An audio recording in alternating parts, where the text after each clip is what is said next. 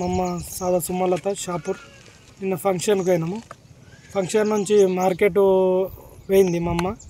Night కనపడలేదు మాకు. మేము మార్నింగ్ నుంచి లెంగుతున్నాము. పోలీస్ స్టేషన్ కంప్లైంట్ ఇద్దామని ఓడికి పోలీసులే కనబడ్డదని చెప్పారు. వాళ్ళను ప్రత్యేకంగా శిక్ష అనుభవించాలని తెలియజేస్తున్నాం. లేకుంటే వాళ్ళకి శిక్ష అనుభవించితే మేము ధర్నా లైవ్ పెట్టుకొని రోడ్డుకి ఎక్కుతామని తెలియజేస్తున్నాం.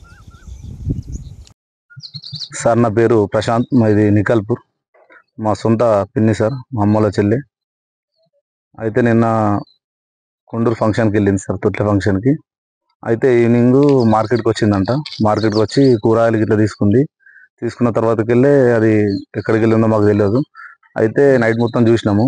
నైట్ చూస్తే నైట్ కనిపించలేదు, ఇంటికి రాలేదు. అయితే మార్నింగ్ నుంచి వెతుకుతున్నాం సార్, 6 గంటల నుంచి వెతుకుతున్నాం. అయితే అంత వెతకంగా మాకన్నా ముందే పోలీసులు ఆల్రెడీ ఈ ఘటన జరిగిందని చెప్పేసి చెప్పారు సార్. అదే చెప్పగానే మేము ఇక్కడికి వచ్చినాం. అయితే సుమలతను మా చిన్నమ్మనే సార్. ఆమెను గొంతు నలిమి పిసికేసి అత్యాచారం చేసి చంపేయడం జరిగింది. అందుకు కొంచెం కఠినంగా చర్య తీసుకోవాలని మేము అనుకుంటున్నాం. ఎందుకంటే ఇలాంటి సంఘటన అందరికీ బాధాకరం ఉంది. మా కుటుంబంలో చాలా విషాదంగా ఉంది. అందుకోసం మీరు ఎలాగైనా చేసి కఠినంగా వాళ్ళను న్యాయస్థులను శిక్షించాలని, వాళ్ళను ఎలాగైనా పట్టుకోవాలని ప్రయత్నించండి. మీరు దయచేసి మీ ప్రయత్నం ఏదో చేయండి. మీరు ప్రయత్నం చేసి ఆ నిందితుని మాకు అప్పగించినట్లయితే మేము దానికి మీకు రుణపడి ఉంటాం సార్.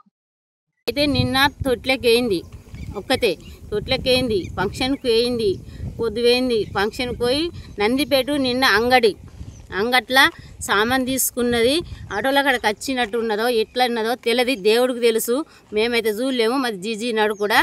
మరి ఆమెకి ఏం జరిగిందో, ఓళ్ళు చేసిండ్రో, అది చేసిన వాళ్ళు మరి ఎవరో పగదారులా, మంచోళ్ళ, చెడ్డోళ్ళ, మరి ఎవరైతే ఆమెను బాధ పెట్టిండ్రో, శిక్షించిండ్రో, అల్లకు ఆమెకు ఎంత శిక్షించిండ్రో అంతకన్నా డబ్బులు శిక్షించాలి. పోలీసు వాళ్ళు న్యాయం చేయాలి మాకు.